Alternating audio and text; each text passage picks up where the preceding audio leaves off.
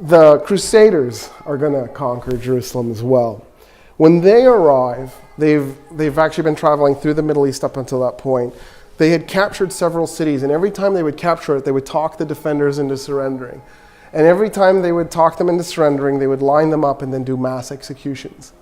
So when they get to Jerusalem, they've got the problem. They're not a desert army. They don't know how to do a desert siege. They've got the problem of running the water from the Jordan River. And they're holding out, hoping that God will intercede and help them, and God does. The Genovese sent siege equipment. They didn't have any siege equipment. They didn't know how to get over the walls.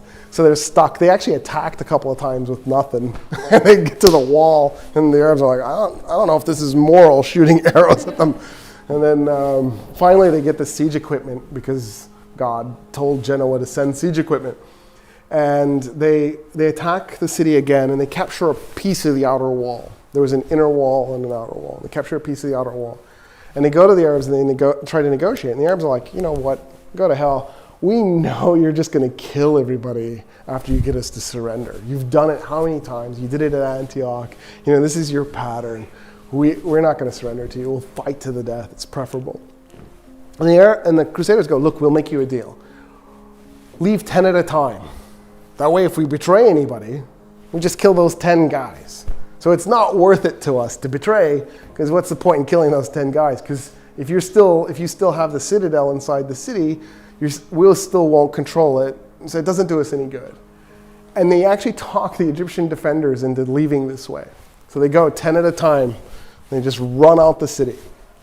And eventually, the last Egyptian defenders, the last 10, you got to figure they're going to die, but they didn't. They got away. They leave, and the Crusaders go, and they close the gates.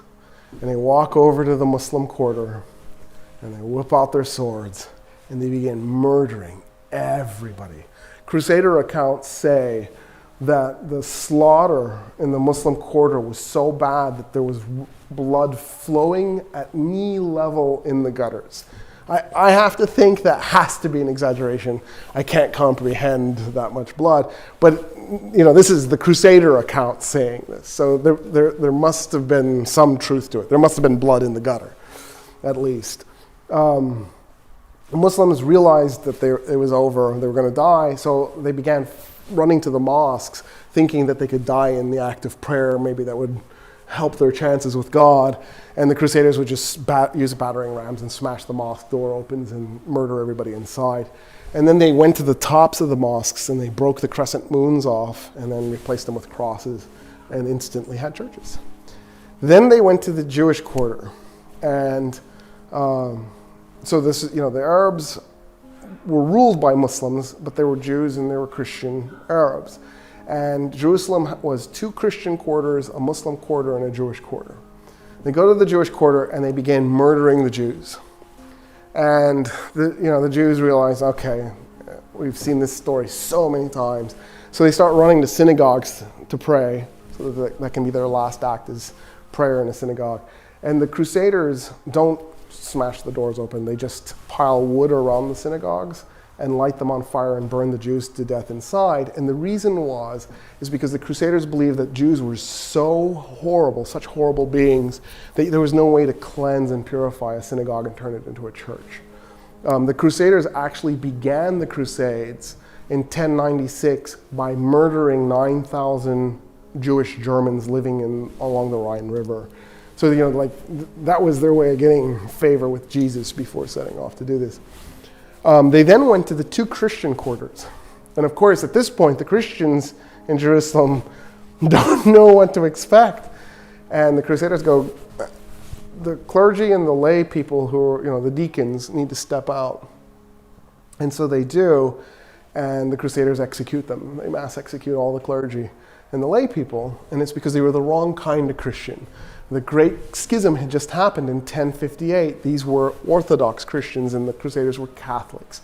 And then they appointed the German and French priests that they had with them to be the new priests of Jerusalem, and they went, now you are all now Catholic. The Romans have largely abandoned it. The Roman military has. But there's enough people manning the walls that you can't get in.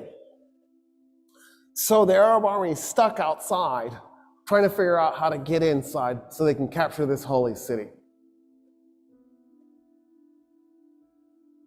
The Archbishop of Jerusalem, a man named Sophronius, by the way, a Christian Arab, a loyal Roman citizen, indicates he's willing to negotiate, but only with Umar ibn al-Khattab, the Caliph. Well, the Caliph is all the way back in Mecca. It'll be weeks before he can be sent for and then return. Sophronius comes out of the gates weeks later to meet the Caliph because he sees the Caliph's army arrive. And as he's approaching, he sees a man leading a camel at the front of the army. So for the record, the rich Arabs, the Arabs who were good soldiers, didn't usually ride camels. They usually rode horses, Arabians. And for those of you who don't know, Arabians are fast and agile, and they have crazy personality. And so they're perfect for warfare. Camels are a little bit clumsy and slow. They serve a purpose in warfare, but you're better off on an Arabian. In any case, the Arab army is being led by a man leading a camel with a man on the camel. So Sophronius, he's got a giant red hat, because he's also a cardinal, right? He's got gold tassels, actual gold, hanging from his hat. He's covered in gold jewelry. He's wearing red robes. He's covered in perfume. He's on a lectica. The lectica was the couch that the Romans would ride, and then they'd have like 4 or 8 men, depending how big it is, carrying it. And then he has 2 men, one on each side, fanning him. Of course, right? That's what Jesus would want from his bishops. It's exactly right. And he's coming out on this lectica being fanned. And he comes up to the guy on the camel, and he says, where's the Caliph? And the guy on the camel does like this. He nods with his head at the guy leading the camel. So Sophronius turns to the guy leading the camel and goes, where's the Caliph? And the guy leading the camel says, I'm the Caliph. And Sophronius goes, dude, you're dressed in rags. The guy's pants were mended multiple times. His shirt was mended multiple times. And he goes, no, I'm the Caliph. And Sophronius goes, you've just conquered Iraq and Syria and all of Palestine minus Jerusalem. How is it you're so poor? And the Caliph goes, well, why would I collect wealth? We're not doing this war because I'm trying to plunder anything. I'm a humble man with humble needs. I just need good meal. And then Sophronius goes, why aren't you riding the camel? And Omar goes, that's my servant on the camel, and we take turns so that neither one of us gets exhausted. At this point, Sophronius is like, oh, what? Who just conquered us? What are these, Marxists? And so Sophronius gets off the lectica because he's shamed off of the thing. And he says, okay, I want to talk to you about our surrendering the city to you. And the Caliph says, I have an idea. Let's walk to the city, and I'll tell you what I was thinking the terms would be. So we'll start there. And Sophronius goes, yes, of course. And as they're walking, Umar ibn al-Khattab says, why don't we do this? All Roman politicians leave Jerusalem. You just go, if you're a politician. So if you're a top bureaucrat, an officer, and you can take anything you can carry. So you can take gold, as long as you can carry it. And Sophronius goes, okay, that's reasonable. That's actually more than reasonable. I just assumed you'd enslave them and take their gold. I don't see how anybody would be mad about that. And then what else? And the Caliph goes, oh no, I was thinking that's it. We don't do anything else. And Sophronius goes, wait a minute, I am really confused. So when us Romans capture a city, we enslave a segment, we plunder the city, probably a little bit too much raping too. We might even burn some of it, just for grins and giggles. and then we declare it to be ours. What about that? And Umar ibn al-Khattab goes, no, we're not going to do any of that. No plundering, no raping, no enslaving. We don't do that stuff. And then Sophronius goes, oh, but you're going to seize property in the city. And the Caliph goes, no, we're not going to take anybody's property. We're going to leave the city exactly like it is. The only thing I want to do is eject the Roman politicians with whatever they can carry. And Sophronius goes, there's nothing to negotiate. Yeah, we surrender the city this instant. I don't understand, actually. They walk into the city. Khalid is one of the men following. Amr ibn al-As, all these guys, they're on foot. If they've got their horses with them, they're leading their horses by the reins, right? Because the leadership is on foot. There's no way they're going to ride in. They're walking. And this is a holy city to them, because Jesus is holy to them, because the Jews were holy to them. And so they see this as a holy city. Sophronius goes, tell me about your religion, as they're walking through the streets. And so Umar ibn al-Khattab starts telling him about Islam. Sophronius goes, it just sounds like a variation of Christianity. I feel like our religions are shockingly similar.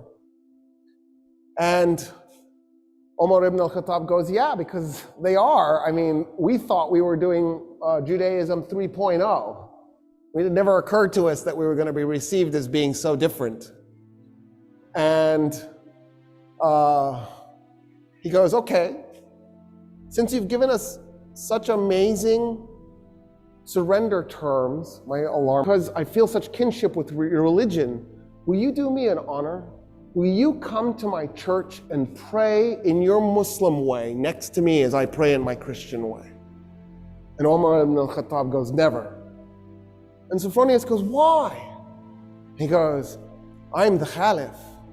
The first place I pray in Jerusalem is going to become a mosque. The Muslims will take it and they will create a place of worship for Muslims, and you will lose it. And I don't want you to lose your church. And Sophronius goes, okay. What if we find an empty piece of Jerusalem and we just pray there? And Umar ibn al-Khattab goes, yes, I accept. An empty piece, something that nobody owns. So they go and they find an empty lot and they pray.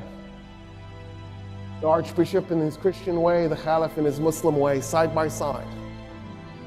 It is a mosque today, that spot, commemorating the first place that the first Muslim Caliph prayed in Jerusalem. He nailed it. He knew what was coming.